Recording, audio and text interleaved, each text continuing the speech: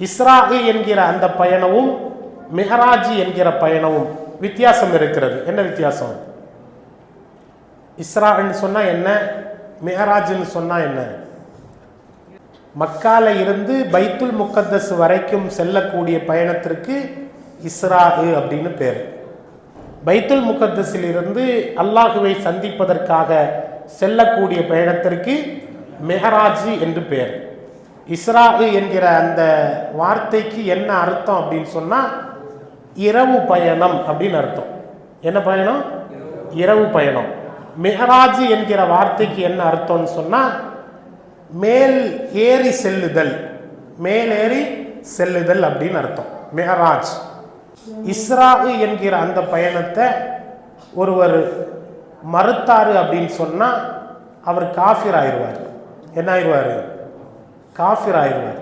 இஸ்ரா என்கிற பயணத்தை மறுத்தா என்ன ஆயிடுவார்? காஃபிர் ஆயிடுவார். மிஹராஜ் என்கிற பயணத்தை மறுத்தா அவர் மிகப்பெரிய பாவி ஆயிடுவார். என்ன ஆக மாட்டாரு? காஃபிர் ஆக மாட்டார். என்ன வித்தியாசம்? ஏன் இதை மறுத்தா காஃபிர் ஆகிறாரு, அதை மறுத்தா காஃபிர் ஆக மாட்டேங்கிறாரு?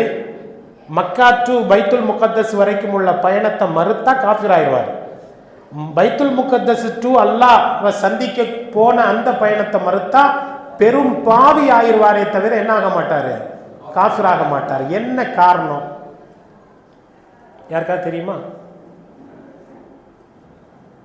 என்ன காரணம்? ஆப்சர் சொல்றாங்க கரெக்டா. இஸ்ரா என்கிற பயணத்தை தெளிவா குர்ஆன் பேசுது.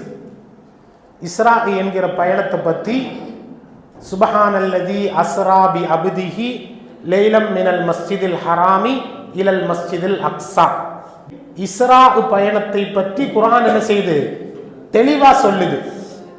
மக்கால இருந்து பைத்துல் முகத்தஸ் வரைக்கும் என்னுடைய அடியாரை இரவு பயணமாக நாம் அழைத்து சென்றோம் என்று சூரத்துல் இஸ்ராயினுடைய ஆரம்ப வசனத்தில் அல்லாஹ் பேசுறான். அதனால இஸ்ரா பயணத்தை மறுத்தா குர்ஆனை மறுக்கிறது மாதிரி குர்ஆனை மறுத்தா என்ன ஆயிடுவாரு? காஃபிர் ஆயிடுவார். இந்த மிஹராஜ் பயணம் என்பது ஹதீஸ்ல வரக்கூடிய செய்தி. மிஹராஜ் பயணத்தை பற்றி தெளிவா எங்க கிடையாது? குர்ஆன்ல கிடையாது. ஹதீஸ்ல தான், புகாரி முஸ்லிம் போன்ற ஹதீஸ் நூல்கள்ல தான் எது இருக்கு? மிஹராஜ் பயணம் சம்பந்தமாக வருகிறது. அதனால அதை மறுத்தாருன்னு சொன்னா அவர் எதை மறுக்கிறது மாதிரி? ஹதீஸை மறுக்கிறது மாதிரி.